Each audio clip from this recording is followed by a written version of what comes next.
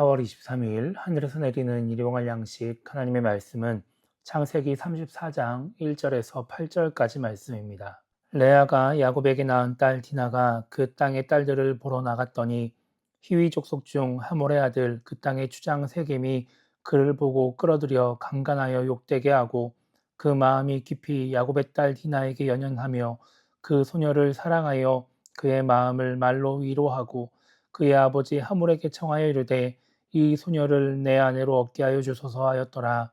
야곱이 그 딸 디나를 그가 더럽혔다 함을 들었으나 자기의 아들들이 들에서 목축함으로 그들이 돌아오기까지 잠잠하였고 세겜의 아버지 하몰은 야곱에게 말하러 왔으며 야곱의 아들들은 들에서 이를 듣고 돌아와서 그들 모두가 근심하고 심히 노하였으니 이는 세겜이 야곱의 딸을 강간하여 이스라엘에게 부끄러운 일 곧 행하지 못할 일을 행하였음이더라.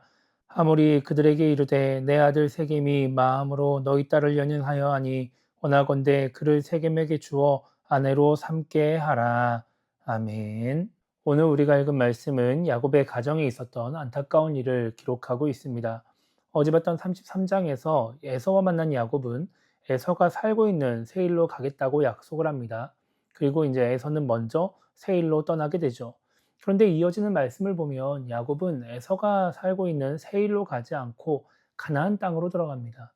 이것은 야곱이 또다시 에서를 속인 것이 아니라 그 전에 나눈 대화를 통해서 서로 암묵적으로 합의한 것으로 이제 볼 수 있습니다.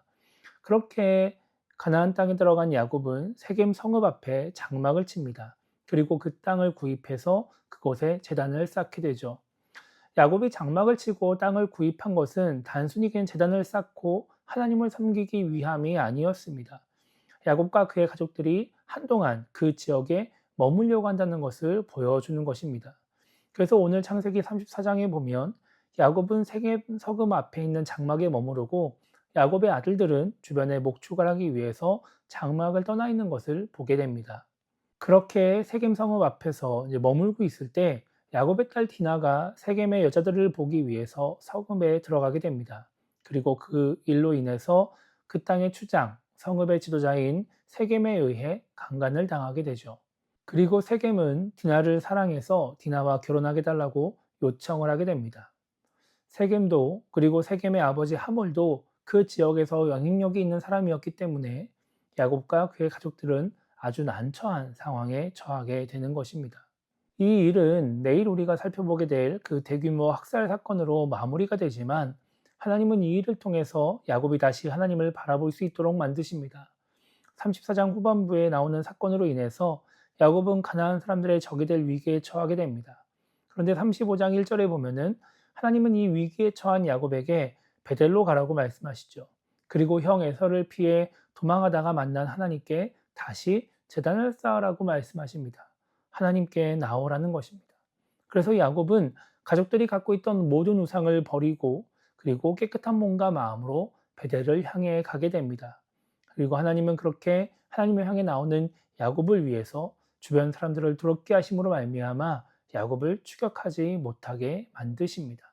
야곱이 세겜에 장막을 친 것, 그리고 디나가 세겜에 놀러 간 것, 또한 그 속에서 안 좋은 일을 당하고 또 야곱의 아들들이 복수한 것들 모두 그저 그냥 하나님의 개입 없이 하나님의 생각과는 상관없이 인간의 생각과 결정으로 이루어진 그 일들의 결과물이었습니다. 성경은 그렇게 인간의 선택으로 인해서 위기를 겪고 또 잘못된 길로 나아가고 있을 때 하나님이 등장하셔서 하나님이 개입하셔서 이 문제를 해결하는 것을 보여주시게 됩니다. 많은 사람들은 이 모습을 통해서 우리가 자주 고백하는 것처럼 뭔가 합력하여 선을 이루시는 하나님의 모습을 보게 됩니다. 많은 신앙들이 자신의 잘못된 선택과 행동에도 하나님이 이렇게 개입하셔서 뭔가 좋은 쪽으로, 문제가 없는 쪽으로 일들이 해결되고 하나님이 그렇게 우리의 삶을 이끌어 주시기를 바라는 것입니다. 그런데 성경을 보면 하나님은 아무나 도와주지 않으십니다. 하나님이 모든 사람의 잘못을 해결해 주시고 문제가 없게 만들어 주지 않으십니다. 오늘 말씀에서 하나님이 야곱을 도와주시는 이유는 야곱이 하나님의 언약을 이루어갈 사람이기 때문에 그렇습니다. 그렇기 때문에 많은 신앙인들은 야곱과 같이 뭔가 하나님의 도움을 받을 만한 그런 사람이 되려고 애를 쓸 때가 많이 있습니다. 무언가 열심히 신앙생활을 해서 하나님의 뜻을 이루는 사람이 됨으로 말미암아 헌신하고 섬기는 사람이 됨으로 말미암아 하나님께 인정받아 그렇게 하나님의 도움을 받는 사람이 되려고 애를 씁니다. 그렇다면 우리는 하나님의 도움을 받기 위해서 하나님의 도움을 받을 만한 그런 사람이 되어야 하는 것일까요? 그렇지 않습니다. 우리가 신경 써야 할 것은 하나님의 도움을 받을 만한 사람이 되는 것이 아니고, 그래서 하나님의 도움을 받는 것이 아니라 하나님의 인도를 따라 살아가는 사람이 되려고 해야 하는 것입니다. 하나님이 보시기에 도와주지 않는 것이 맞다 싶으시면 도와주지 않으실 것입니다. 하나님 보시기에 도와줘야 될 것 같으면 도와주실 것입니다. 설령 그것이 내가 원하는 길이 아니라 할지라도, 혹은 내가 원하는 방법이 아니라 할지라도 하나님이 원하시는 대로 우리 삶 가운데 역사하시고 우리를 이끌어 가시면 우리는 그것이 우리에게 가장 좋은 길임을 기억하며 그렇게 하나님의 인도하심을 바라며 살아가야 하는 것입니다. 그래서 오늘 하루를 시작하면서 우리가 이렇게 기도했으면 좋겠습니다.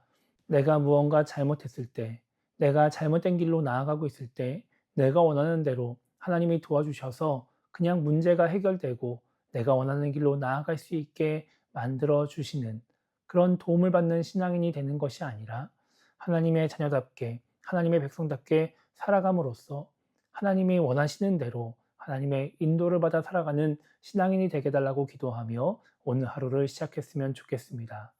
야곱과 같이 그렇게 하나님의 인도하심을 받아 살아가는 우리 모두가 되기를 주님의 이름으로 축복합니다.